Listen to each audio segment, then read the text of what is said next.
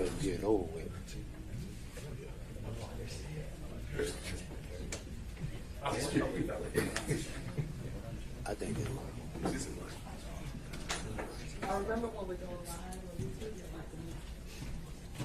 Gotta be gotta What'd you say?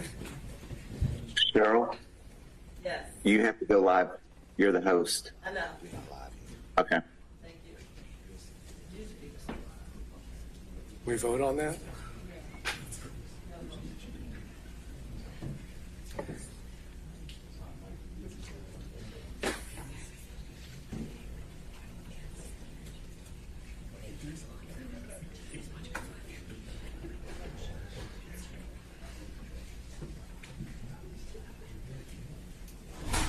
Made a couple of changes to Only thing changes. Angles. Those are saved on.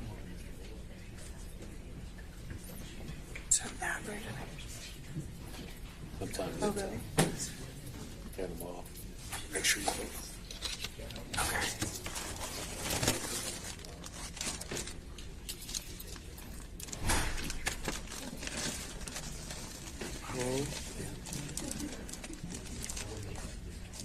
I'll tell you later. What, do you have it from here? I don't know who to let in the meeting. Liz needs to be co-host. You have it.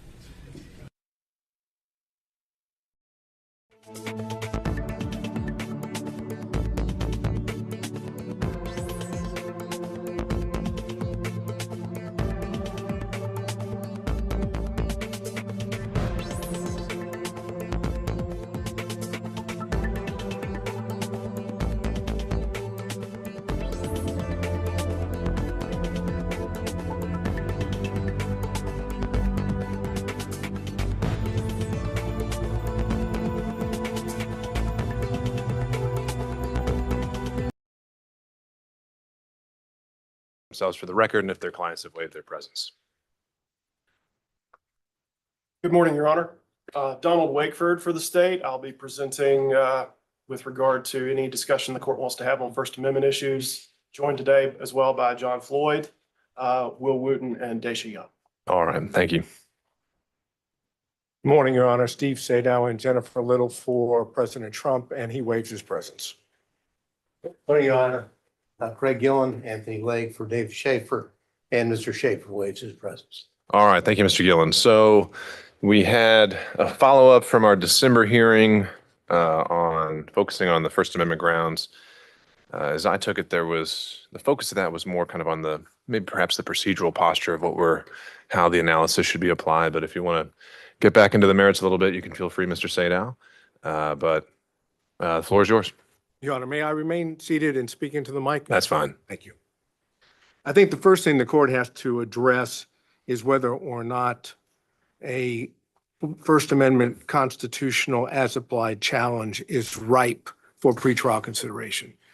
Being candid with the court, if the court says it's not ripe, then making the rest of the argument is probably not the right time. On the other hand, we have already argued under Hall, and there's been other cases cited, that as long as we agree to, for purposes of the motion, the facts, not other allegations, but the facts, it is right. So I almost pause it back to the court whether Sure. or not we're in that posture. And we can do a little quick ping pong here if we need to, just so we know kind of what the guardrails are. So I take a closer look at Hall, and I think there's a follow-up case. I think it was Boyer, maybe Bayer, I forget what it was called. And certainly they're going right at it as an as-applied challenge. There's a little language there I wanted y'all to kind of give me your take on, where I think the quote was, "It's well established that vagueness challenges to statutes which do not involve the First Amendment freedoms must be examined in the light of the facts at hand." And so if you take the inverse of that, it almost makes it sound like you should not be considering First Amendment challenges as applied. So I'm curious your take on that. But setting that aside, I mean, it certainly seems in other jurisdictions as applied First Amendment challenges happen all the time. And so it could just be that we haven't actually had the opportunity here in Georgia to address that on the merits. I don't know. But what also seemed clear, even reading Hall, is that if we're in making an as applied challenge, we're within the confines of the indictment because unlike Hall, the state hasn't said, here are some additional facts that we're willing to stipulate to or concede to or anything like that. What do you, any and all of that, any reactions? I understand how the court could look at the inverse, but I think as written with all the justices agreeing that it is a First Amendment challenge would be ripe, a constitutional challenge on the First Amendment grounds. As long as we accept all the well-pleaded factual allegations in the indictment and don't go beyond those. Now, as the court has indicated, the state at this point has not set forth or stipulated to any other facts, although I think some of them, for example, the fact of how a letter gets to the Secretary of State or the telephone call that is at issue, I think those things are clear throughout the record in this case, but I'm not sure that they're necessary for the court to make an as-applied challenge.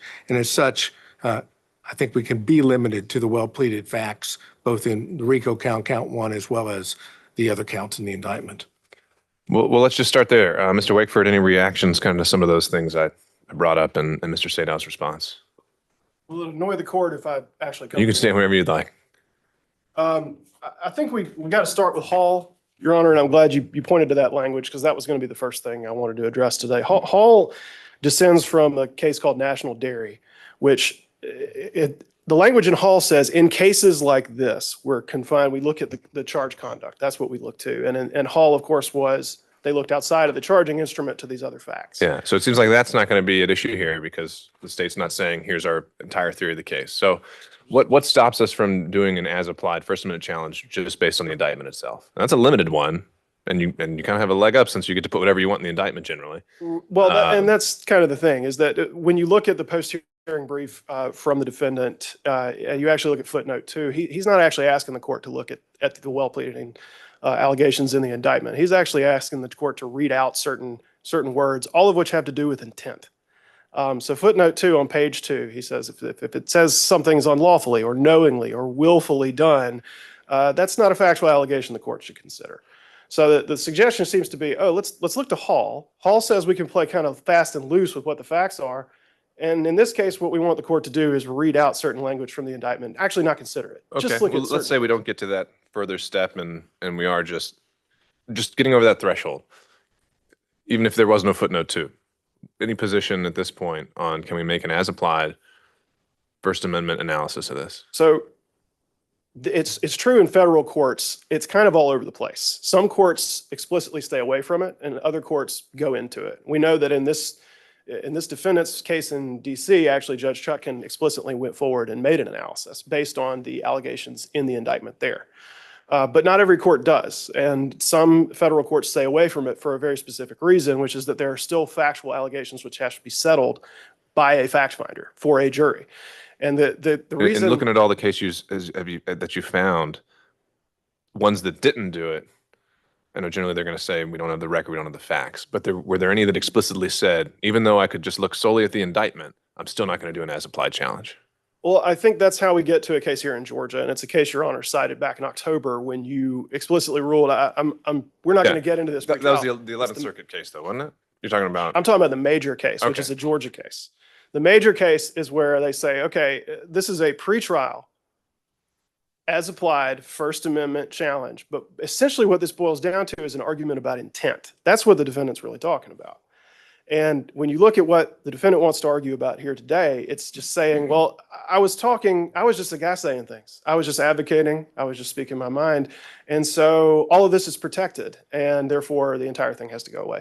That is a question. I think that's your strongest argument on if we're in the analysis of the as-applied challenge. I'm still just trying to get over and really understand the procedural element of it. Well, and that's what Major says, is that because that intent question has yet to be answered, and the jury is the person, is the entity that answers that question, it's premature to consider this. And you can't say that the First Amendment has been applied or that the as applied challenge can succeed at this stage because there's still questions that have to be answered. But major, I think that was like an overbreadth on terroristic threats, right? It begins with overbreadth, but then it moves into an as applied challenge. That's the last part of the major. And did they actually say premature or did they just say denied? They say that they cannot say that it's unconstitutional under the First Amendment as applied to the defendant in that scenario because there are still as applied challenge can succeed at this stage because there's still questions that have to be answered. But major, I think that was like an overbreadth on terroristic threats, right? It begins with overbreadth, but then it moves into an as applied challenge. That's the last part of the major. And did they actually say premature or did they just say denied? They say that they cannot say that it's unconstitutional under the First Amendment as applied to the defendant in that scenario because there are still intent questions. So does that actually maybe suggest then that they did do an as applied challenge? It's just very hard for a defendant to win that because all you have is the indictment. That is a way that you could interpret it. It would suggest that an as applied challenge cannot succeed under the First Amendment because speech integral to criminal conduct is not protected. A well-pleaded indictment is going to demonstrate that speech that is pled as part of a criminal charge is integral to criminal conduct. And so there's nothing to decide if you're looking and you're cabined by the indictment. So we sort of have two routes here. Neither of them result in the grant of this motion. One says, the court says this is premature. There's questions that have to be answered. Any First Amendment challenge has to happen after there's a factual record to look to.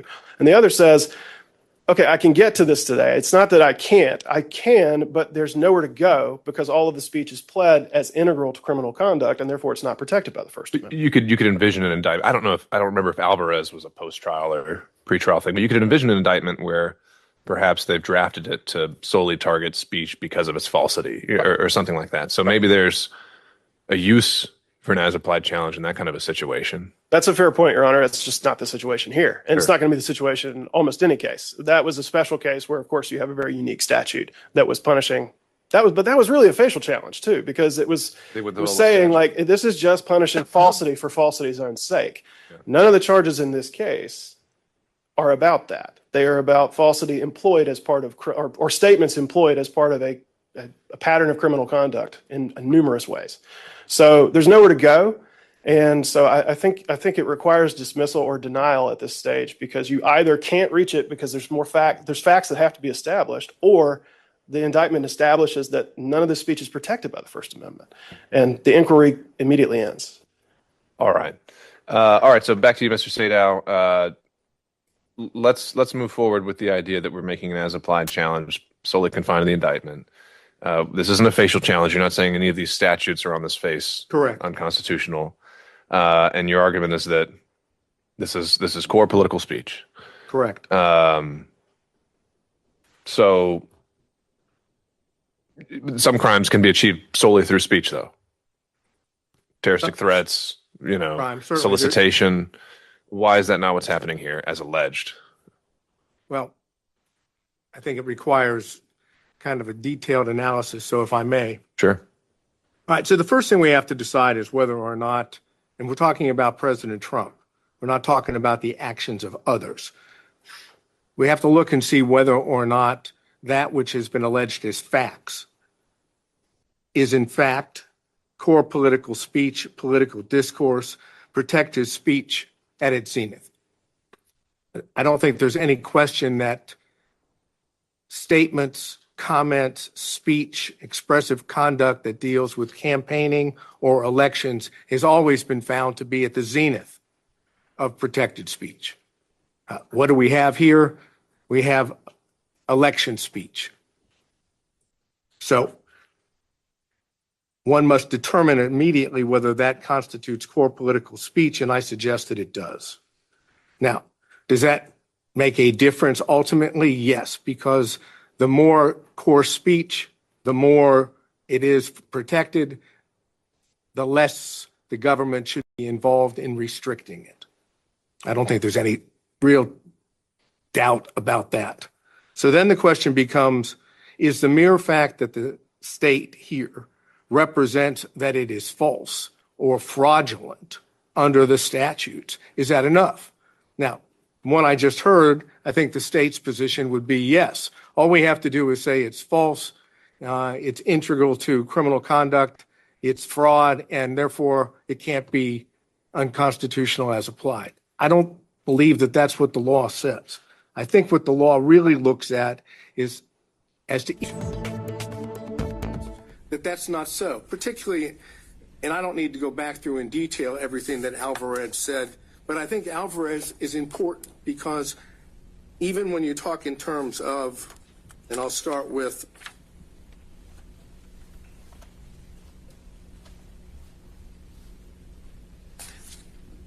we're looking at the majority, I guess it would be the plurality opinion that by Judge Kennedy, but for purposes of interest to us, the Chief Justice and Justice Sotomayor agree. So now we're talking about two people still on the court.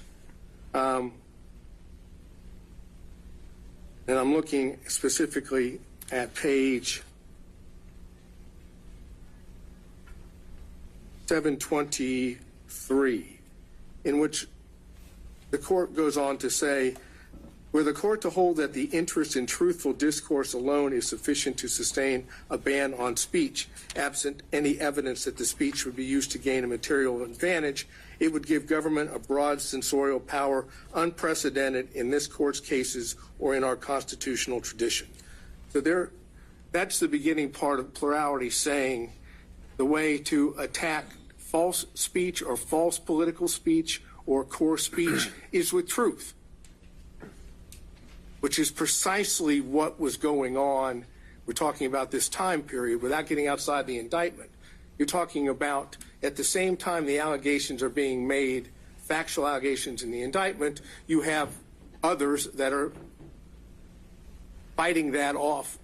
Government's position would be with state's position with truth. Moving beyond Alvarez, that part of it,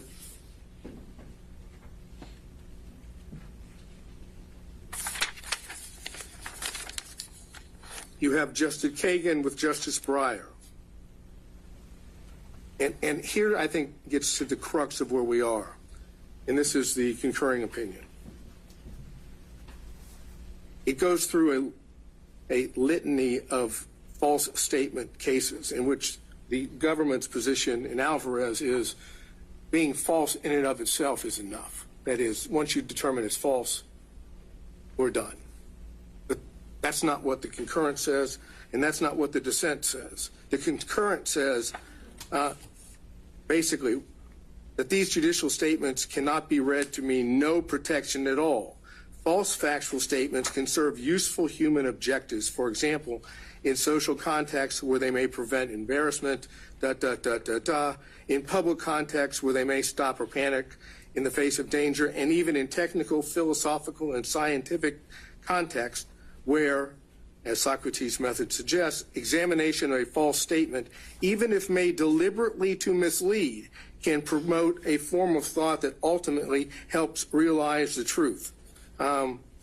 And then it goes on and says, even a false statement may be deemed to make a valuable contribution to public debate since it brings about the clear perception and the livelier impression of truth produced by its collision with error. So this is the proposition that it's not the falsity alone that controls. It's the context in which the speech is made. And if it is deemed false, and for purposes of the indictment, we have to assume that it is false because that's what the facts have been alleged. That doesn't mean it's the end of the analysis. Why do we not also have to assume, since it's an allegation, I think you say in your brief, that it's unlawful, willful, and knowingly false? No, because at least our position, President Trump's position, is those are not words of fact. Those are words of legal connotation. And that while they have meaning, that would allow, for example, let's go to Alvarez and the Stolen Valor Act. Just because they alleged that it was unlawful didn't mean it wins. That is, it doesn't mean that the government wins. But that's because they decided that wasn't a crime at all. I mean, that was a facial challenge where they said this statute, even if you violated it, violates the First Amendment. You've said that the RICO statute, you can violate it and not, it's not a, right? So we put legal conclusions in indictments all the time. I think that's going to be part of Mr. Schaefer's argument in just a minute. I mean, you said a moment ago, just because the state pleads it, you don't think that's enough in an as-applied challenge, and I'm trying to figure out As why. to statements such as legal conclusions are unlawful and so forth.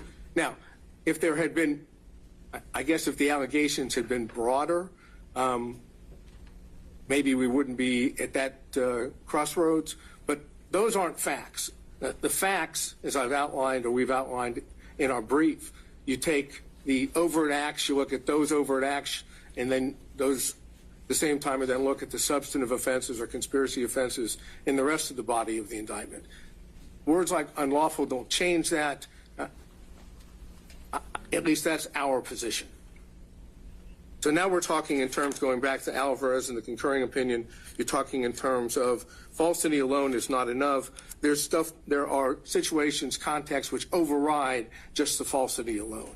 And that, again, the political discourse, the political speech, the more significant it is to certain issues, clearly being president of the United States at the time, dealing with elections and campaigning, calling into question whether what had occurred, at least in the election of 2020 for president, that's the height of political speech. And then you go even to the dissent, which I think is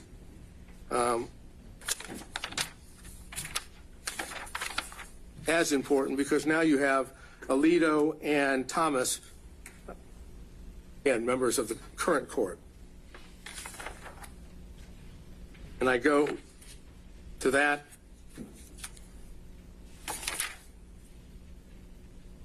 What I believe starts at page 751. And it says,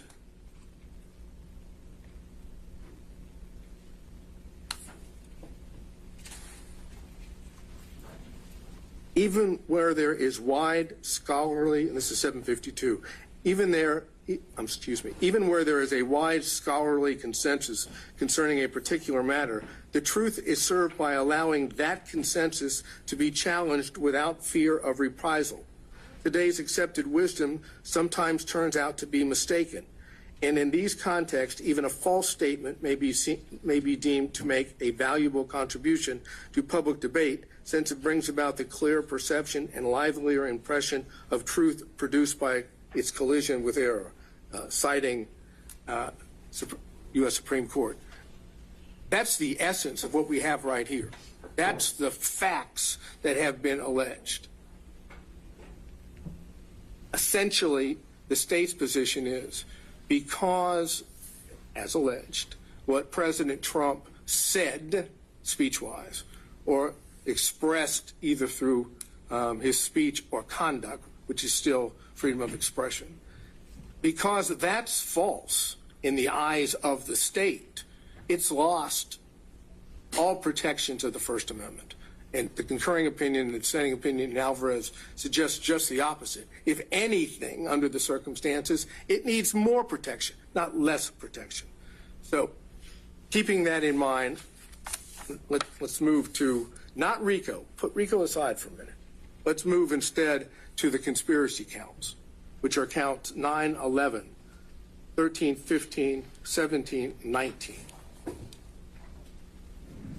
Basically, a trauma-informed approach is incredibly vital to us at Boys and Girls Clubs. The impact of the gift is huge for youth across America. It dealt with Chesebro, and it didn't deal with the as applied. So I'm dealing. And more so in that one, as I go back and look at it, there was a much more kind of concerted effort to bring in facts outside of the indictment, right? And they started talking about, well, there was a transcript at the meeting, there was this, so it didn't really seem to be a true as-applied challenge, right? But as the court noted in its order, at that point it didn't determine that it was ripe for a pretrial challenge. So I'm taking what Chesebro, what the state said, as it applies now, because it says in that brief that it was both as to facial and as applied challenges. Essentially what it says is, as to those counts, 9, 11, 13, 15, 17, 19, as to 9, 11, and 17, the mere fact that it alleges a fraud is enough. That's what's on page 5 and page 6. Since each of those statutes prohibit conduct involving fraud, we don't go any further. And I'm suggesting that's wrong, that you must go further. You must look at the speech itself, the expressive conduct itself in connection with those specific statutes. That's what the as applied is. The fact that it's a fraudulent statute, now you want to look and see why, under the circumstances here, the language speech of the president falls within that. And if you look at it in that sense, the mere fact that it's false is all that they have. There's not a finding that the speech itself, beyond the speech itself, is fraudulent. What the state wants to do is say, we have a goal. We have an objective here that we have put forward. Steal the election in an unlawful fashion. I say change that for a second to legitimate concern about the validity of the election. If that was the way you focused on it, which is a way to do it as applied, even with the facts, would what President Trump said on those counts be a protected speech? And the answer is it has to be, because the only thing that makes it fraudulent is the state saying it's false. Take every one of those and say, okay, it's not false. It's protected. The only reason it becomes unprotected, in the state's opinion, is because they call it false. And that's what Alvarez doesn't allow. In and of itself, it cannot be simply the content-based. It has to be contextual. And the contextual here is a political core value being addressed, elections and campaigning. And that holds true for all of those that deal with the conspiracy. And then you deal with counts 29 and 39, which is the false statements charges.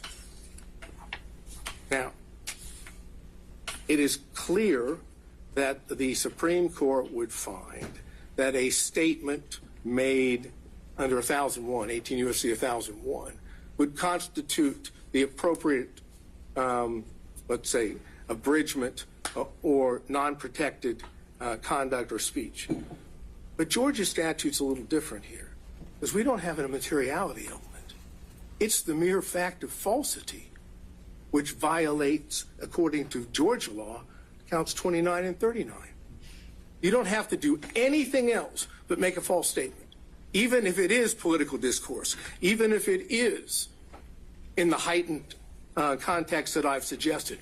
If it's false, it's a violation of the law. And I'm saying, as applied to political speech, that can't be constitutional as applied. Remember, no materiality, simply the fact that it said it. So essentially, what the state's position on that would be, it didn't have to be sent to anyone of consequence in the state agency. It just had to be said. Indeed, if you look at, and the most probably best example is count 39, that's a letter written after the election in September of 2021 from President Trump to Secretary of State, in which it has, according to that, one statement. And that constitutes, according to the state, falsity, but it's clearly political speech. And it's clearly being related to the activities and the matters that of election and campaigning, even after the fact. It's still related just to that. So looking at 29 and 39, I think you have a situation in which the falsity alone is all they have as applied here to political speech. It is unconstitutional as applied under the First Amendment. And then finally, you have count 27. Quick question on that. Had you, I hadn't located one. Had you found anyone ever attempted a facial challenge on 161020? Yeah, in fact, I don't remember the name of the case, but it has been upheld, even though there was references to the fact that maybe materiality should be part of it. That's got to be the Haley case. That's right. That's right. Okay. So, yes, facially, yes. But Haley, of course, didn't go to the extent of trying to determine as applied in a particular context. And it's Again, I don't to repeat what I just said, but here we're talking about the heightened value of core political speech. And then with 27, we're talking about the filing of a false document. Again, the only thing there that involves President Trump is an attestation on the complaint. Now, all it refers to in the indictment is complaint. But again, we're talking about the act, the falsity or the filing of false document is the falsity in the document itself. And I'm suggesting under the circumstances that and that alone wouldn't violate that statute as applied. So regardless of the facial challenges, the question becomes here, is the mere fact that the state says fraud or false statement enough to get by an as applied challenge? And our suggestion is it is not. Now let's go to RICO. And I think RICO is more difficult, to be honest with you, because we're talking about a much broader statute. At the same time, when you look at the allegations against President Trump, all of the allegations involved expressive conduct or speech. We have false statements alleged in overt acts, and again, all of which are political core value, political discourse. You have false statements in overt acts 1, 5, 7, 8, 17, 93, 97, 108, 113, 133, 135, and 157. Purely, the only allegations there are falsity. There's no allegation beyond the fact that those statements are made. And I'm suggesting that, again, heightened political speech has to be looked at differently. When it comes to tweets, which is, at least the way the state sets it forth, is also political speech, and here certainly by the then President of the United States, you have tweets in 22, 26, 27, 32, 75, 100, 101, 106, 114, 128, 138, and 139. So the majority of the overt acts involve false statements or tweets which are clearly political speech. How best to deal with that under the circumstances? To prosecute those under a broad RICO charge, supposedly with contesting an election by, I guess, illegitimate speech or expressive conduct? Or is the way that we are set up as a country is that the First Amendment plays through this by others, by those that are complaining that it's false, proving it's false, bringing forth the truth? That's the essence of what Alvarez has said. That's the essence of what a case called Brown versus Hartledge, which is cited in Alvarez. It's 456 U.S. 45 at 61, a 1982 decision. All of those speak in terms of when you're dealing with that speech, that political speech, you're best to deal with it through the pushing forth a counter view of truth, not prosecuting the speech maker or the person that is articulating his political views. Here we've done just the opposite.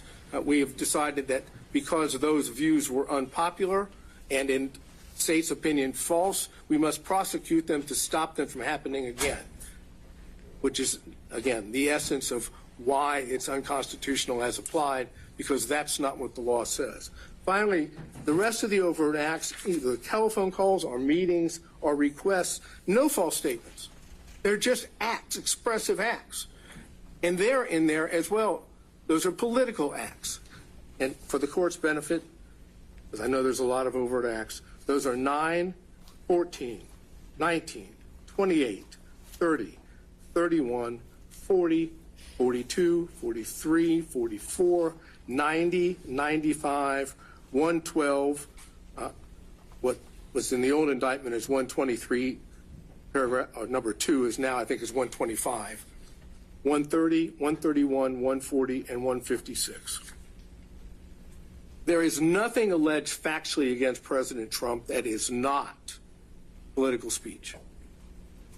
So what this court has to decide is the state's position that fraud or false statements under these circumstances, which I suggest really is a loan, is that enough to get it by an as-applied challenge? Our position is it's not. Is there another way to look at this? They're going to argue at the same time that it's integral to criminal conduct. But it's the speech that's being punished. That is the criminal conduct. If it's not the criminal conduct, there would never be an indictment for the RICO against President Trump or any of these other counts. Take out the political speech, no criminal charges. Political speech disagreed with, basis for all charges. I think that is the best way for me to sum up where our position is. All right. Thank you, Mr. Sadow. All right, Mr. Wakeford or Mr. Floyd, if there are any points that you wanted to address or respond to. Maybe I'll start you off with this. It certainly seems that the primary case driving Mr. Sadow's argument would be Alvarez. And, because that's a fractured kind of plurality opinion, I'm wondering if you have any thoughts on just how much that can drive this. And I know the state back in December was also citing Alvarez as the primary case. I wonder if that's even the best one for your arguments. I think to address the first, elephant in this courtroom is that a Judge Chotkin in D.C. has evaluated all of these arguments under Supreme Court precedent already. So I would refer Your Honor to that court's analysis because I'm hardly going to improve upon the findings of a federal judge. However, speaking specifically to Alvarez, it is a plurality opinion with several different opinions written by other justices. What they all agree on, though, is that Alvarez doesn't change the law that speech integral to criminal conduct is not protected under the First Amendment, and that that's not what Alvarez was about. It was about punishing falsity for its own sake. So the question is that what the state is doing here? And by fundamentally rewriting the indictment, the defendant is suggesting today that that is somehow what the state is doing, when actually what the state is saying is that these statements made by the defendant were all employed as part of criminal activity, various conspiracies, frauds, intentions with deceit, and violations of the law. It's not just that they were false. It's not that the defendant has been hauled into a courtroom because the prosecution doesn't like what he said. He is free to make statements and to file lawsuits and to make other legitimate protests. What he is not allowed to do is employ his speech and his expression and his statements as part of a criminal conspiracy to violate Georgia's RICO statute, to impersonate public officers, to file false documents, and to make false statements to the government. That's what he's alleged to do. He's not charged under 16-10-20 because he told some lies. Although it is very interesting to hear counsel for Mr. Trump tell us about the usefulness of lies. He's not being prosecuted for lying. He's being prosecuted for lying to the government, an act which is illegal because it does harm to the government. That's the reason that it's illegal. That's why it's different from the statute evaluated in Alvarez. Same thing with filing a false document. It's not just that you made a false statement. It's that you swore to it in a court document and submitted it to the court. That does harm to the judicial system. That's obviously different from just falsity being punished for its own sake. And that is what each and every charge in the indictment demonstrates, is that these statements are part of criminal conduct that is larger than just the false statement on its own, especially with the RICO charge, where what we see is that this is a criminal organization whose members and associates engaged in various criminal activities, including but not limited to false statements and writings, impersonating a public officer, forgery, filing false documents, influencing witnesses, computer theft, computer trespass, and on and on and on. What the defendant is suggesting to Your Honor is trying to get around to the fact that because it's almost saying that because these statements are false, that these charges should be dismissed. It's like, well, you can't punish falsity on its own, and yet each time you look at the charge, the government's saying, the state is saying that he lied. So that must be the end of the inquiry. But that's not the end of the inquiry at all. That's not what the indictment says. It's not just that he lied over and over and over again, as counsel for the defendant points out by listing all of the instances in the indictment. It's that each of those was employed as part of criminal activity with criminal intentions. And we finally get to a place where where I knew we would end up, which is saying, I believe Your Honor was requested to think about it as not as lies, but as legitimate concern about election issues. Well, that sounds like a trial argument to me. But this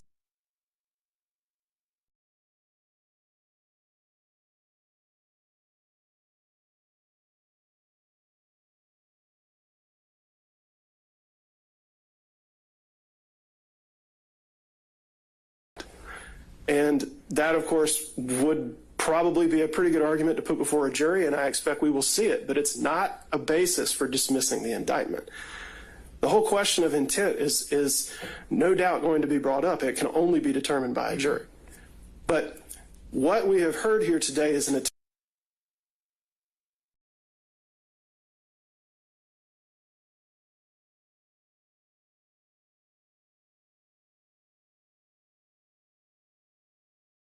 conspiracy trying to overturn election results for an election he did not win by violating the RICO statute, by making false statements to the government, by filing false documents, by impersonating officers, and doing a whole host of other activity which is harmful in addition to the falsity of the statements employed to make them happen.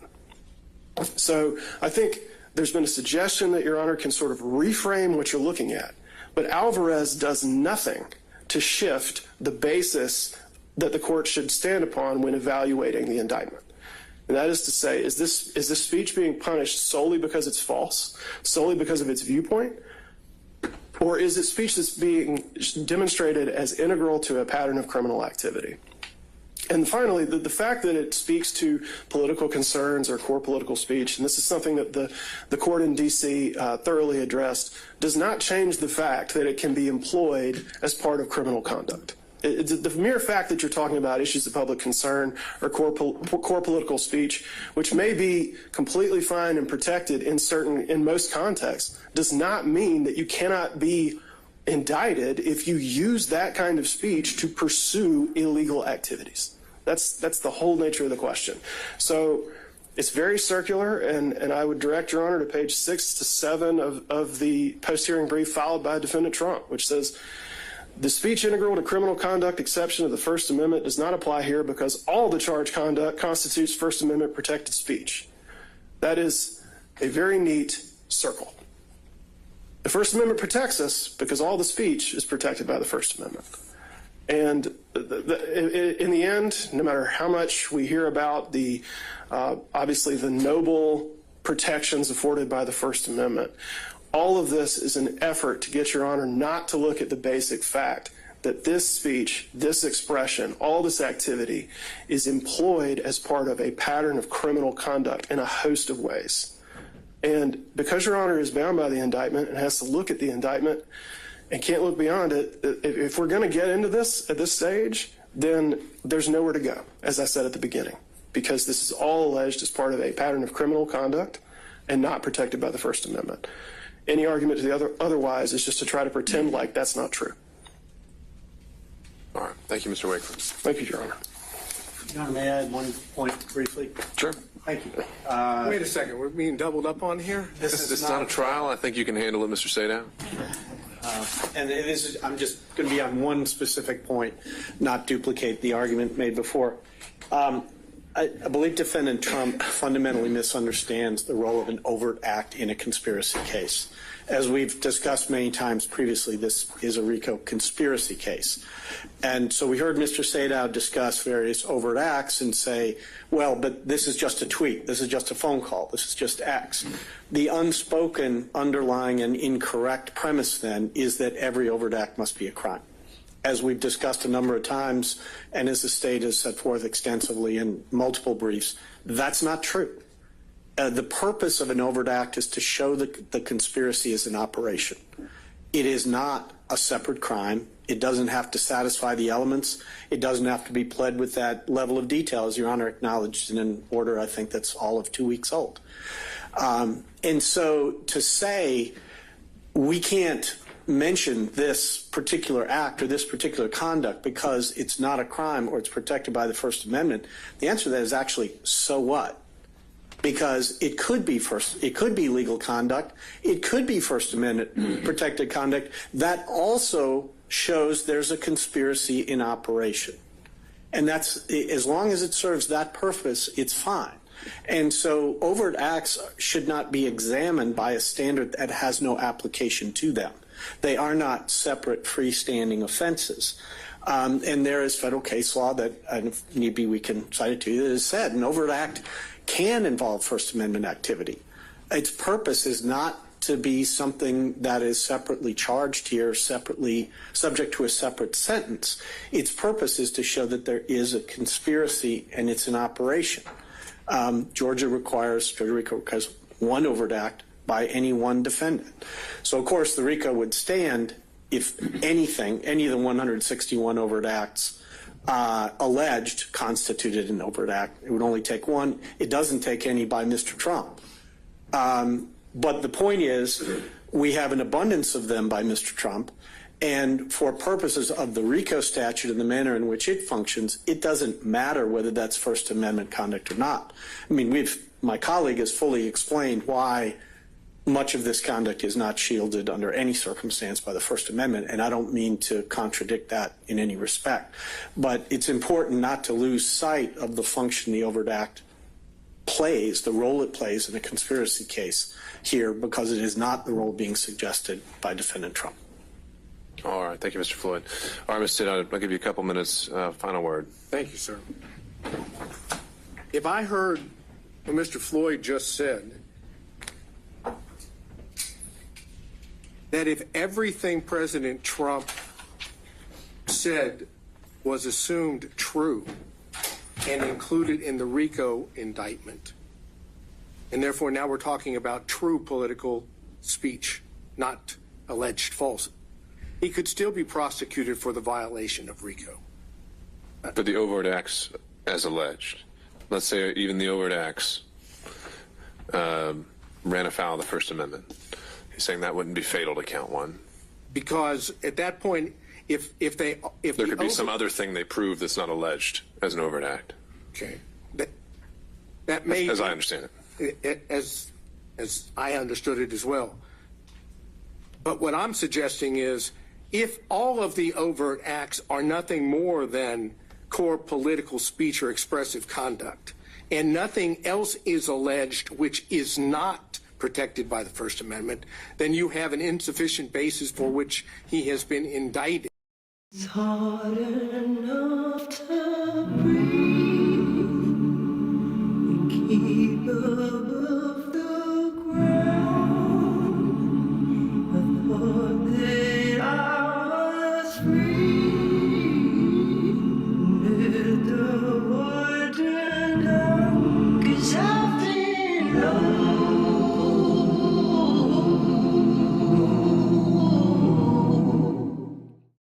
Then President of the United States.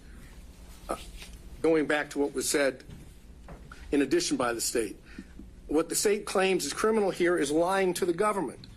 That's what it said. That's the exact reason why in several of the Supreme Court cases it's been found to be protected speech, because it deals with the government, and falsity in sense of communication with or to the government is best dealt with through true speech, not through prosecutions, because prosecutions chill speech. And when it comes to political core speech, what you don't want is chilled. Fortunately, I have a co-counsel that is able to pull things up and help me inform the court until the computer shuts down. And looking at what Haley says, just to give you an idea of how the Georgia court, the Supreme Court, might look at this. There's a quote from Haley, and it says, "While there is no constitutional value in false statements of fact, such erroneous statements are nevertheless inevitable in free debate, and punishment of error runs the risk of inducing a cautious and restrictive exercise of the constitutionally guaranteed freedoms of speech and press. Accordingly, the First Amendment requires that we protect some falsehood in order to protect speech that matters." And I think that's what we're talking about here. To end this, And again, we're focusing on President Trump's conduct at the time that he, in fact, is the head of the executive branch.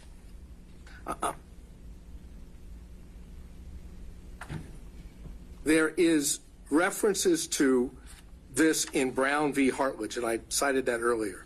A well-publicized yet bogus complaint on election eve raises the concerns that you may have some impact that would affect an election. But the preferred First Amendment remedy of more speech, not enforced silence, has special force. Underlying our dependence upon more speech is the presupposition the right conclusions are more likely to be gathered out of a multitude of tongues than through any kind of authoritative selection. To many, this is and always will be folly, but we have staked upon it all. And for speech concerning public affairs is more than self-expression. It is the essence of self-government, and that comes from Garrison v. Louisiana, which is cited also in Alvarez. Bottom line here is this.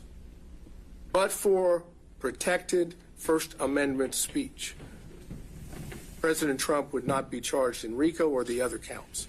Take out the protected speech, and you don't have an underlying basis for which to charge him.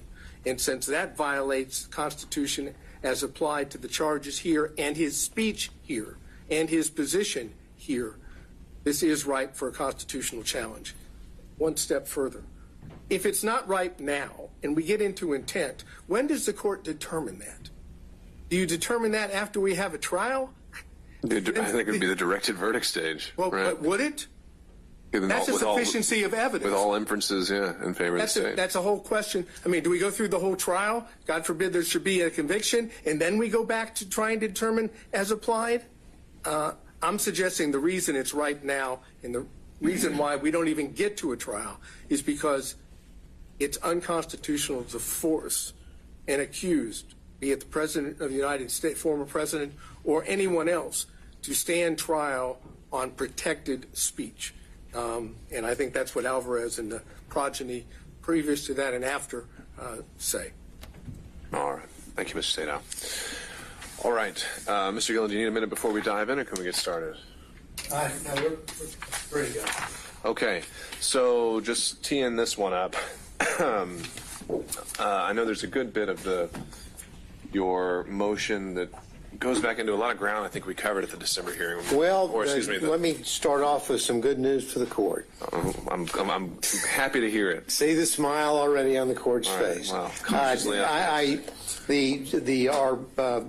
general and specific demur, a great deal of that does go into the areas of RICO that the court has not only ruled on but heard other arguments. Well, I haven't ruled on it yet, but it was just we talked about continuity. We talked about in October the 17th ruling addresses some of the issues that were addressed. So I'm not going to replow that ground. That the court has heard. Aware of the government's position. I know that probably ruined Mr. Floyd's day by not allowing him to get up and go back over his RICO expertise. I'm not going to do that. What I'd like to do, though, today is to move forward to some areas that I do think needs to be. And the question really, when the court said, do we want to have oral arguments today or not? And then the question was, well, because on the RICO thing, I think I probably could have said, if it was just the RICO component, I would have said, fine, let's just do it on the papers. You've got a lot of other counts. There's some other things that I wanted to talk about and have the court focus on as it relates to some of the other aspects of the demurs, special and general demurs, and to focus on that in this way. Number one, I want to talk a little bit about some of the counts impersonating public officers. I want to talk about the forgery, the false statements, briefly, and talk about that, but also to raise this issue with the court. Now, we argued that in our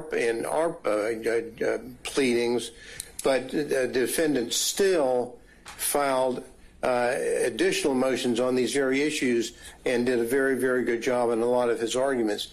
We know that the court granted the stay for defendant Still because he's of the state legislature, and thus, had that not happened, Mr. Beaver would be here with me talking about these issues. I think that the Still pleading addressed a lot of the issues that were raised in the response by the state, and so with the forgiveness, hopefully, of my dear friend Mr. Beaver, I'm going to mention some of the things that they mentioned, but I would hope on behalf of defendants Still, the court may listen to what I say, but also prior to ruling on these particular issues might afford defendant Still the opportunity to have his own oral argument day so that he could more fully address these issues, and that's. And I would appreciate that on his behalf. When we talk, let's get on to it. We're talking about impersonating a public officer charge, and we talk about that. When we talked about that, we talked about whether or not the charge Definition of public officer, right? Impersonating a public officer charge, count 8. We say that's subject to dismissal. In that pertinent part. It says on October the 14th, on or about December 2022, unlawfully, falsely held themselves out as the duly elected and qualified presidential electors from the state of Georgia, public officers with the intent to mislead. Now, what we did in our pleading is we said, well, that is defective because under the statute 2151, as public officer, there is no reference there to presidential electors as being public officers, and therefore that should carry the day for us. The state's response says, well, not so fast, Mr. Gillen. We've got cases here that talk about situations in which 2151 doesn't carry the day and isn't. Well, not even cases. I mean, the statute itself. Right. I mean, you're pulling that from the ethics statute. Exactly. So I'm not really sure why I'd even look at that. I mean, public officers all throughout the code, and it's just kind of one of those hanging kind of question marks, I suppose. So what the state does, and I can see the court's point. I'm not going to argue that. What I am going to say is that what they say, they cite cases where there are individuals that are impersonating agents, police officers, peace officers, or agents for Metro Atlanta Human Trafficking Task Force. Okay, that falls into that category. Trafficking in the task force or a federal agent. Those are things that the state responds to.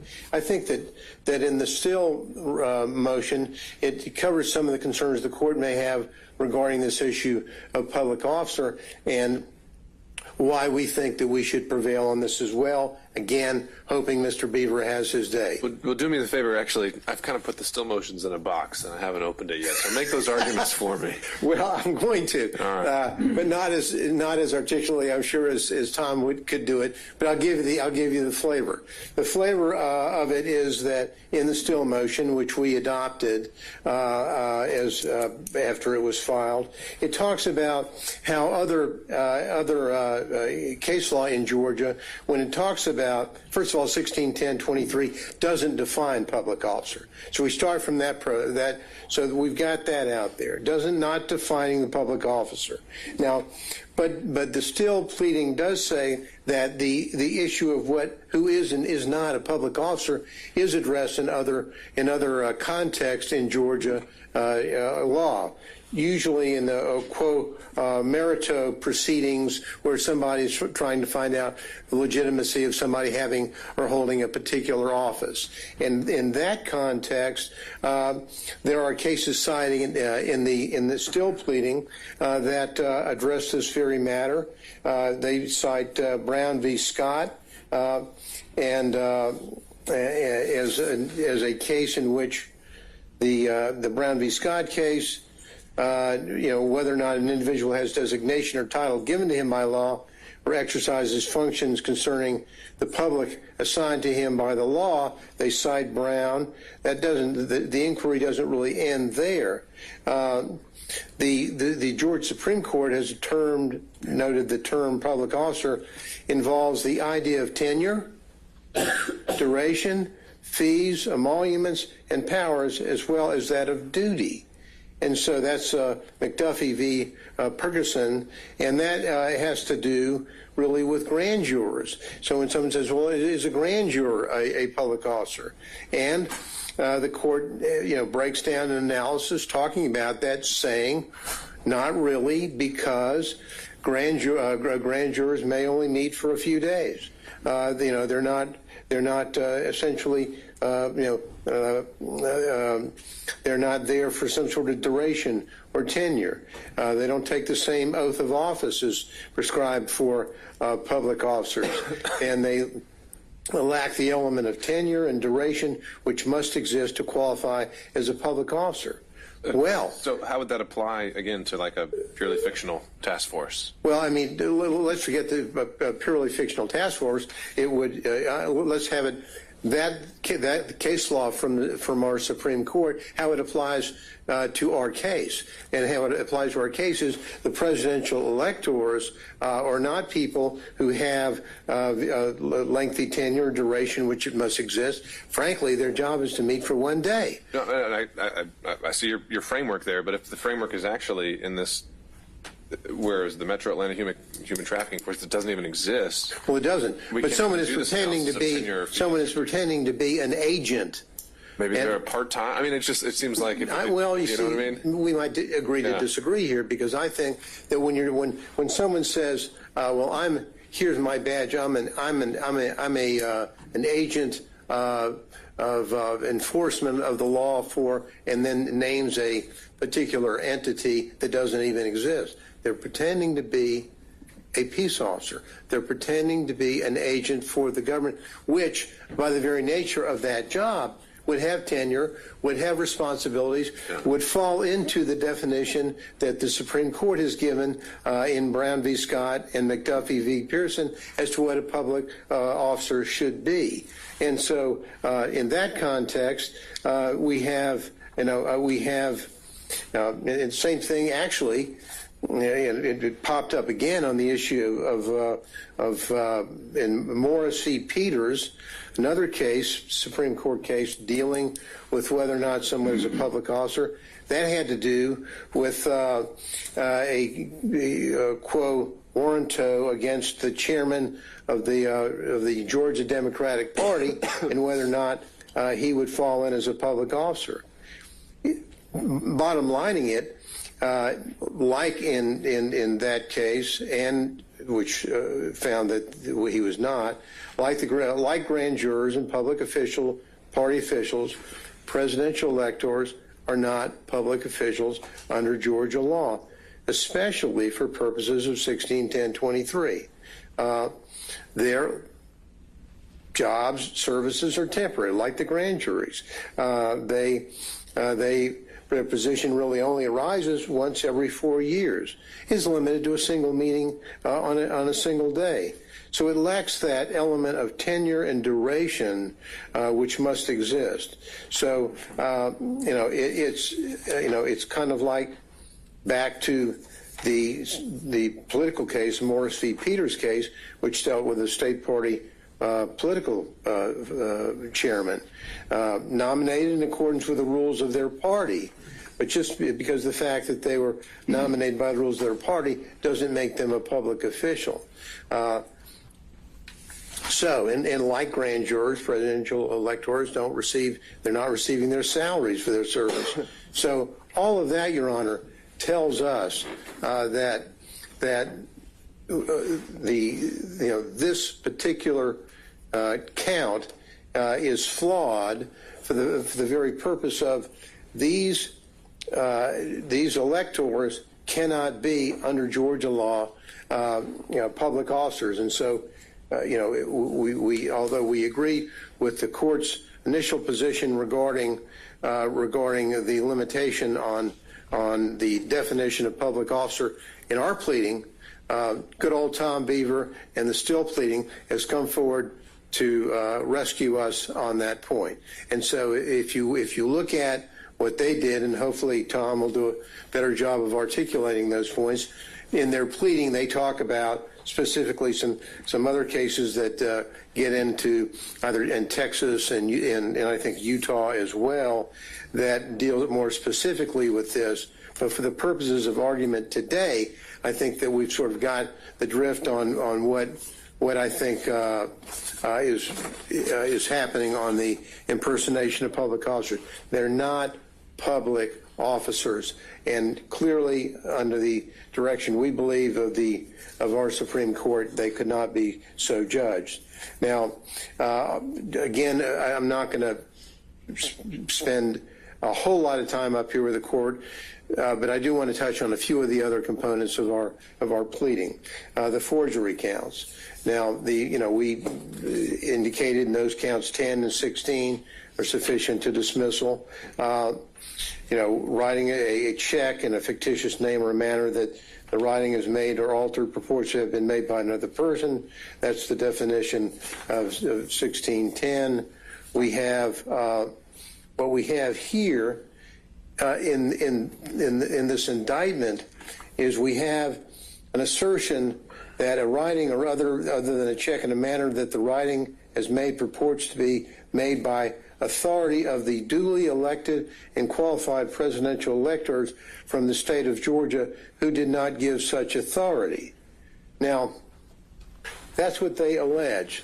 Let's break that down as to why, and the state's response to us saying they want to focus on the phrase under the authority, and what we have here is the concept of what is the authority. Who is this on October the 14th? Who was the duly duly elected and qualified presidential elector from the state of Georgia who did not give such authority on December the 14th, 2020? Now, the answer to that is that as a matter of law, simply as a matter of law, and we're going back, Your Honor, to some of the arguments we've made with the court earlier on the issue of supremacy clause, were worthy of at least highlighting some of those points to the court for the purpose of making our point here. And that is this, that, under the federal law, as it existed in 2020, when the state of Georgia failed to comply with federal law about having an adjudication of any pending controversy or litigation, and as we know, in the public record in this courthouse was the pending and unresolved Trump and Schaefer litigation on the election. Now, because that lawsuit was not adjudicated pursuant to federal law, then the state of Georgia lost its ability after Safe Harbor Day, lost its ability to then name who the electors should be. And as we discussed earlier, and I'll shorten the argument, but for the purpose of the record, I'll just make the following points. Once that happens, and it's very, very clear from federal law and from the language from Bush v. Gore, the state, any dissenting opinion of Bush v. Gore. Yeah, true. But as it points there, it's like it's not. They see it as not even a serious issue, because the clear reading of the statute would say if you don't get it done by Safe Harbor Day, then you have lost out. And once that happens, the power then shifts back to the Congress. So as of, by law, we think, not a factual issue, by law, on December the 14th, 2020, there were no duly elected and qualified presidential electors from the state of Georgia because of that failure. And So, understand your point, and I don't want to get too deep into it, but since we're in demur world here, wouldn't your allegation of whether a lawsuit was filed, whether it was pending, none of that's in the indictment? Doesn't that transform this into a speaking demur? well, we don't think so, and the reason why we don't is the last time I think we quoted the court that the court could take a notice of the pleadings within the court system, and I believe that what we articulated there, and I don't think we had an objection from the state, could be wrong, but my recollection is we didn't. That we then worked from the framework of yes, in this courthouse. There was a filing, a pleading that we're not going, this isn't a speaking demur, it's a part of the court record. Part of the court record says there was a lawsuit that was not adjudicated by Safe Harbor Day. So we don't have to go outside the indictment. It's not a speaking demur. And because of that, by applying the law, these forgery counts, 10 and 16, in our view, must go. Now, the other counts that I would like to, or the other matter I'd like to discuss is the false statement component. On the false statement counts Is that 14? of 12, 18, and 40 dealing with false statement. Now, here, the issue here dealing with a false statement, for example, is when they're asserting that there was a document that was sent within the jurisdiction of the Office of the Georgia Secretary of State and the Office of the Governor of Georgia, departments and agencies of the government. Now, we've got two arguments to that. Number one, and again, back to Haley. Haley talks about this issue, and when Haley talks about it, the key thing is whether or not there was agency with the key phrase, with authority to act on it. Now, there are two flaws, the fatal flaws the state has as it relates to this issue concerning Haley v. State and on the issue concerning the safe harbor. One, as we mentioned, at that time, there was nothing for the state of Georgia to act upon. They merely received the information. It was merely a sort of a ministerial act, if you would. But even more fatal to their argument is the second argument that I made a moment ago, which I won't repeat other than referencing it, the failure to act by safe harbor date renders any activity on behalf of the state of Georgia, be it the governor or the Secretary of State, renders that gone. Because now it's all gone back up to Washington, to Congress to deal with that. And the government in the state can't now say, or at any time say, well, we're saying that the Democratic nominees or the Democratic representatives for the electors, they ultimately became the duly elected. You don't do that. You don't parachute back into what happened on December the 14th. The world as we know it on December the 14th, there were neither Democrat or Republicans that were duly elected under federal law. And so, given that, we believe that the false statement counts should go. Thank you, Your Honor. All right. Okay, any thoughts from the state in reaction? Mr. Wooten, this one's yours. Yes, Judge. Why don't we pick it up on that last point, because I know we've dived into some of this, not so much the safe harbor aspect of it in that argument, but the idea that the governor's office and the Secretary of State's office just didn't have jurisdiction. I know you've said that that's an issue of fact that needs to be proven, but isn't that also something that could be shown by as a matter of law potentially? And I know you don't agree to it, and so you can cover all that. Sure. I don't agree that it's a matter of law. It is an issue of fact. And we've briefed this extensively and argued this before. We believe that even if it's not an issue of fact, even if the court were to consider it as a matter of law, we've given ample reasons why under statute all of these entities have jurisdiction over many of the crimes that are alleged in the indictment, many of the topics that, well, all of the topics where we've alleged that some of these defendants have made false statements regarding. So I do maintain that I believe that it's an issue of fact for the jury to decide that we have to put up that evidence. We have to ask the GBI officers, what is your duty? What is your authority? What can you investigate? We have to ask the Secretary of State individuals while they're on the stand, what are your duties? What is your job? What do you do? Why are these things relevant? Why are these material to areas where you have jurisdiction to do something? What is your ability to act on these things? I think all of that has to come out at trial. And so as it relates to that argument, I think it's way premature.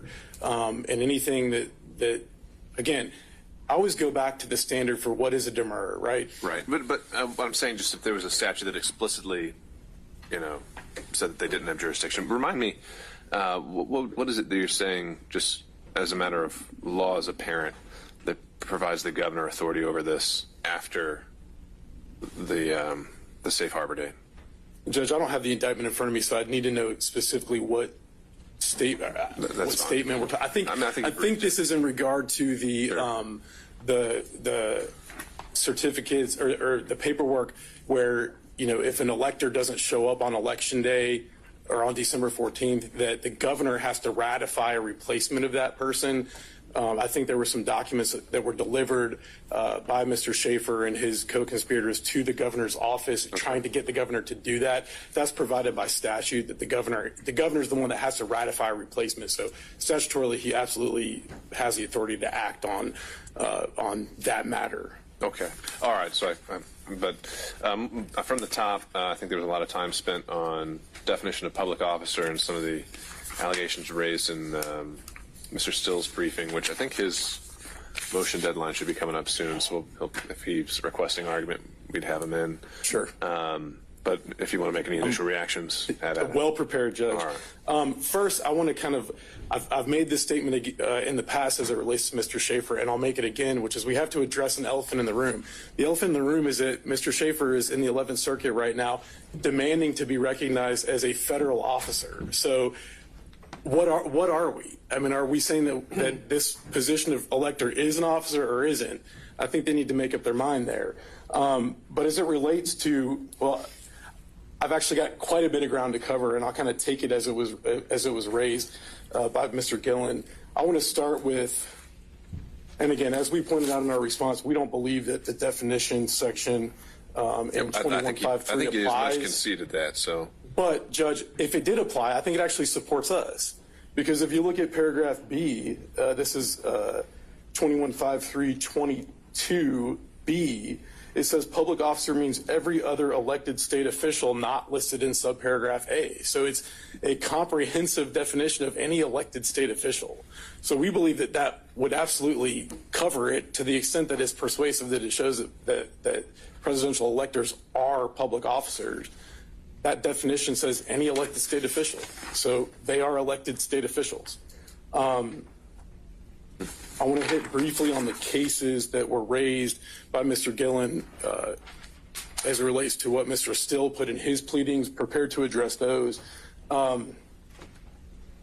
First, there was an intimation that 161023 only applies to police officers or peace officers. We know that that's not true because of a case called Kennedy versus Carlton. That's 294 Georgia 576. 2014 Georgia Supreme Court case where a conviction was upheld for someone impersonating a DFAX employee, clearly not a police officer, a peace officer of any kind. So we can dispense with that argument.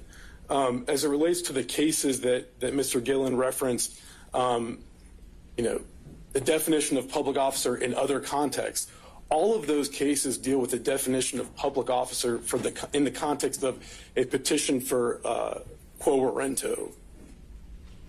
I believe there's 3 cases that are referenced in Mr. Still's pleading.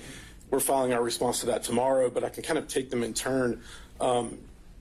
Mr. Gillen referenced this list of qualifications in the McDuffie case, tenure, emoluments, duties, etc. That's not the holding of McDuffie. So the way that the McDuffie case is structured is the Georgia Supreme Court says no one's ever definitively said what a public officer is in the context of quo warranto. Well, look, if you're about to file a response and Mr. Beaver may be requesting oral argument, why don't we just save it for when I've had a chance to read these cases and we can be more productive. Sure, I can skip those cases, but I did want to hit a few points, Judge, as it relates to the statutes that establish that presidential electors are public officers. First of all, the actual office itself is created by law. So it's created by the United States Constitution, Article 2, Section 1, Clause 2, and it's also created by OCGA 21-2-10 that actually establishes that there is an office of presidential elector in this state. They have duties that are established by law. Those are established both in the U.S. Constitution and the 12th Amendment, as well as at OCGA 21-2-11. By law, they're elected by the public, 21-2-10. And also there was a reference that they don't get a salary. That's actually not true. There's a compensation for presidential electors that is set forth by law at OCGA 21-2-13. Additionally, the election code itself refers to the office of presidential elector. It refers to it as an office. In two places in particular, 21-2-132A and 21-2-132E. And again, we again rely on those cases that Mr. Gillen discussed. Garrison versus the state, 276 Georgia App 243, 2005 case, where someone was convicted for impersonating a federal agent, an unspecified federal agent, and that conviction was upheld by the Georgia Court of Appeals. Cert was denied by the Georgia Supreme Court, and then the Libri case where they, of course, impersonate the Metro Atlanta Human Trafficking Task Force that doesn't exist. So we would argue to the court that the definition for 161023's purposes that our appellate courts have applied a very liberal definition as a public officer. It doesn't even have to be a real public officer, doesn't have to be a state officer, anything that purports to be, someone acting by authority of the government is a public officer. And that's certainly what presidential electors do. Their positions created by law, their duties are established by law. All right, so jumping down to the forgery counts. Again, elephant in the room. 1691, there's at least 5 ways that you can violate the forgery statute. The cases that Mr. Schaefer relies on, Jackson versus the state, that's someone who was charged with forgery based on purporting a document purporting to have been made by another person. We did not charge under that provision of 1691. We charged under the final provision, which is by authority of one who did not give such authority. Mr. Gillen says that we didn't object to looking at these, things in the record in other cases. Let me be clear for the record, we do object. That's the definition of going outside of the indictment. So we agree with the court that considering those things outside of the indictment absolutely transforms that into a speaking demur is void, it can't be granted. If you look at the counts, the forgery counts, they track exactly the forgery statute. Case law tells us that that's what's sufficient for a general demur. I don't know that there's anything else to say about those counts. As it relates to the false statements, again, addressed that at the very beginning, but I would point out that in Haley, where both the conviction was upheld and the indictment itself was approved of, the indictment said this on the false statements counts. It said that the defendant did knowingly and willfully make a false and fictitious statement and representation in a matter within the jurisdiction of the GBI, a governmental agency, by calling himself the Catch Me Killer and stating that he killed 16 people. It doesn't allege any of the things that Mr. Schaefer says in his pleadings that have to be alleged. They don't have to be alleged. Like they've done in other motions, defendant here is trying to add elements to this offense that just don't exist, trying to add pleading requirements that don't exist. And Haley tells us the case itself directly quotes the indictment that indictment alleges far less than what we allege in our indictment, and they said that the Georgia Supreme Court said that case is just fine. I don't think that Mr. Gillen addressed the filing false documents motion. I believe in the pleadings they state that those counts are flawed because they fail to allege that the filing of the false documents didn't succeed. Again, that's not a requirement in an attempt charge. And they also say that the counts don't say who actually attempted to place documents in a mailbox.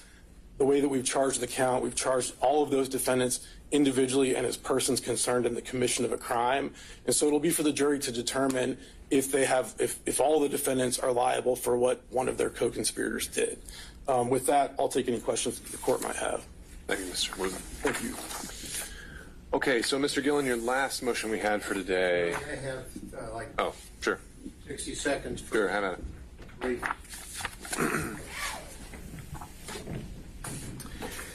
The state did not and cannot answer the direct question about a violation of the safe harbor rule, why that would allow that situation to give the governor or the Secretary of State any authority to do anything. That comes in under several of the arguments that we've made. I won't repeat it, but they simply, their argument is, let's put an agent up and ask the agent whether or not he had authority. No. By law, by federal law, they did not have the authority. It's not whether some GBI agent thinks that he can come in here and tell the jury, pay no attention to federal law, pay no attention to the dissenting opinion in Bush v. Gore, pay no attention to that. I'm a GBI agent. I say we can do it. That's wrong. They lose there because the law is very, very, very clear. And we can go back and we'll, both the state and I know the Schaefer team will go back to look at our argument that we made to the court when my recollection could be wrong. I don't think so. We'll see. But my recollection was because the pleading was a part of the court system that we had a citation which permitted the court to take that into consideration as part of the record and thus not going outside of the record for speaking demur. I could be wrong, but we'll get that to you quickly because that.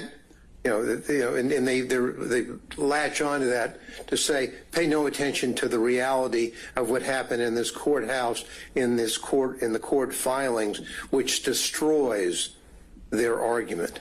And so with that, Your Honor, I'll sit down and then I'll go back and get my other folder.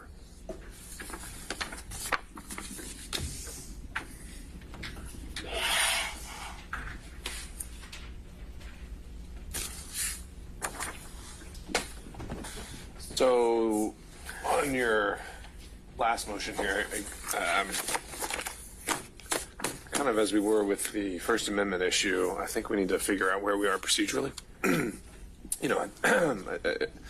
Federally, it sounds like, this would be a pretty common motion. It'd be a surplusage motion. Georgia, it's not quite as clear for us. So, excuse me. Let's start with just the authority to kind of take a scalpel to an indictment and cut out things we don't like. Well, I mean, Your Honor, we talk about there are two components to this motion. One, there's the strike surplusage, and then there's a dismissal that we asked for, which is kind of also a component of the other. Now, we cite the State v.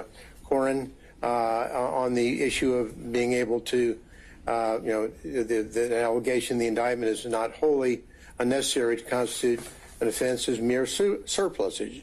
We think... Right.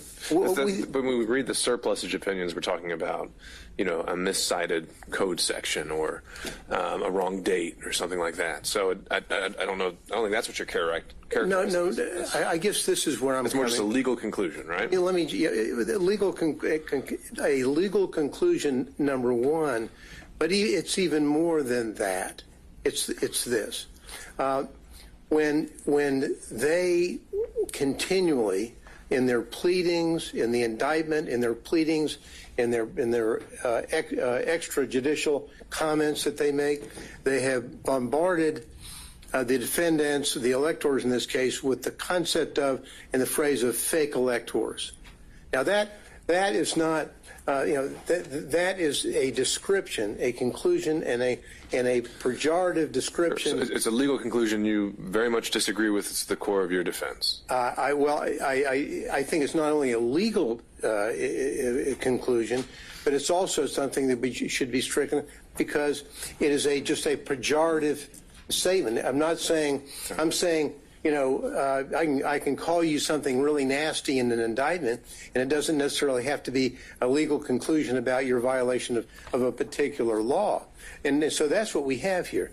And we have this permeating this case. Well, I'm just trying to, again, based on what we've seen and is allowable in Georgia, let's just make it simpler. If in a murder indictment someone's alleged to have acted with malice aforethought, that's a legal conclusion. Well, that's right. And it's something that the defendant may really have an issue with. But we don't strike it. We just go forward and we go to trial. Different world, different cases, not the point that I'm trying to make. What I'm trying to make is, and you put in malice aforethought because you put that in there to define the terms. Sure. What about this one? There's one I remember when we talk about nicknames and aliases. And I remember there's one in Georgia from the 90s. They put in an alias of Stomper. And he had beat the defendant to death. Well, and the Supreme Court said, that's okay. You know why? Because they probably proved that there was an alias of that guy called Stomper. That's different than the trial. The state's saying we're going to prove that you're an unlawful elector. Well, no. In this indictment, what they have done in the indictment, it's not necessary for if they want to. And we think it should be stricken. We think the count should be dismissed. We know that based upon the case law that we've cited. But in closing arguments, Lord forbid we ever get to closing arguments, hope we don't. But if we did, and they stood up and they said, well, we think that they were we think the evidence shows that they were fake electors. That's one thing. That's argument. That's advocacy. There's no place for it in the indictment. And there's no place for it in what they have done, not only in the indictment, but in their pleadings and statements they've made outside to the media. What they have tried to do is they want to have ingrained in the minds of the community and of jurors a concept that if you were not a Democratic elector on December the 14th, casting your vote at some other part of the state capitol, then you are a fake elector. And that is a pejorative term, not necessary for the charges, and should be stricken. That's the point that we're trying to make.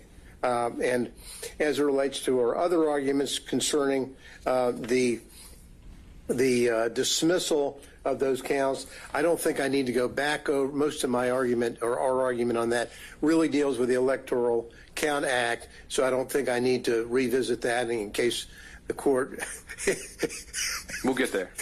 really wants to hear that again. I don't think you do. But absent that, Your Honor, we think, number one, that the count should be dismissed for the reasons articulated earlier and in our pleading, and number two, that even if the counts are dismissed, in addition to that, references throughout the indictment to fake electors should be stricken as well. Thank you, Your Honor. All right. Thank you, Mr. Yellen.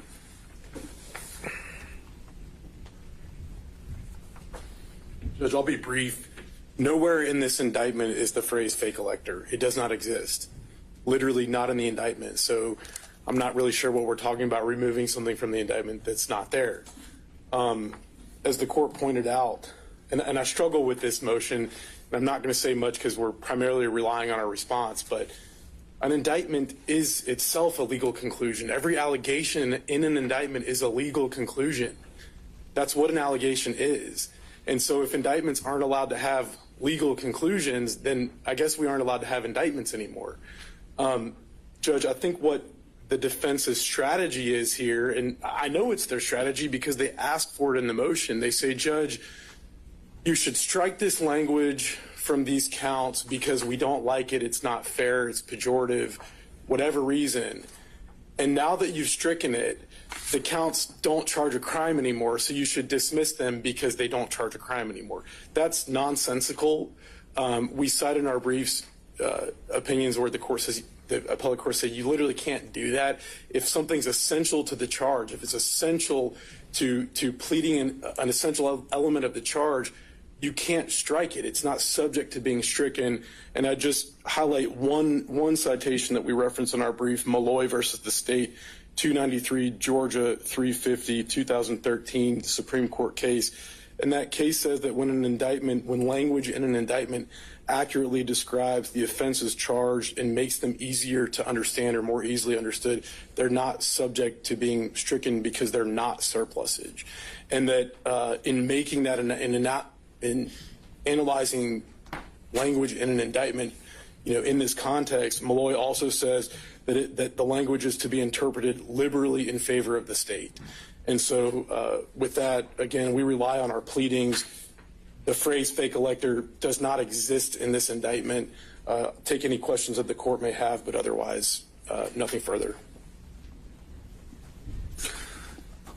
Maybe one. I've seen a line of cases talking about whether defects, can be stricken, and a lot of that dependent on whether they're material or non-material. Is it safe to say that these phrases, the ones that are highlighted here, lawful elector votes, false electoral college votes, and duly elected and qualified presidential electors, would you say those are material phrases? Sometimes in business, it's like you can't move your legs fast enough. It is literally like you're in a load of honey. Sage accounting tools help you to never feel bogged down. Sage, helping business flow. The charges more easily understood. They're accurate to describe the charges. I am familiar with that line of cases, and it's a little bit unclear in the cases whether material means that or whether material means that, if you strike something from the indictment that the count falls apart. So I'm not clear. What I know is in this context, I don't think it matters because what's being challenged, I think that it's approved of by our appellate decision. If you've happened to go down that road, though, and we take the position that material means it can still survive general demur. Any thoughts there? Judge, again, turning back to Malloy, the holding in Malloy is that as long as the language in an indictment, even if it's not essential to an essential element, as long as it's accurate, it describes the offense's charge, and it makes them more easy to understood, it's simply not surplusage. If it's not surplusage, it's not subject to being stricken. But do we think these phrases are material and meaning they're necessary to survive a general demur? I don't have them in front of me. So. I don't either, and so I hesitate to give an answer without the indictment in front of me. That's fine. Again, as long as the charges track the statute, they survive a general demur. So anything that's not statutory language, I guess, wouldn't fall into that category. But then we get into special demur territory, and that's a whole different situation. Right. Fair enough. Thank you, Judge. Okay. Thank you all. Anything else we should, or matters of housekeeping, anything else we need to take up before we break? Anything from the state? Nothing from the state, Your Honor. All right. Thank you, Ms. Young. Anything from either counsel? Okay. Then we'll be adjourned. Thank you. Thank you, Judge.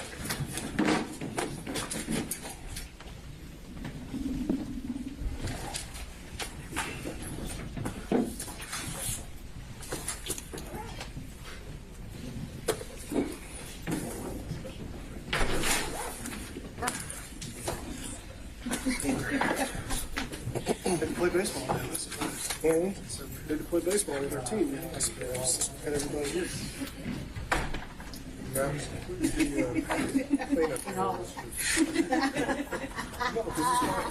I want to play more. I'll write it down for you. I actually don't have a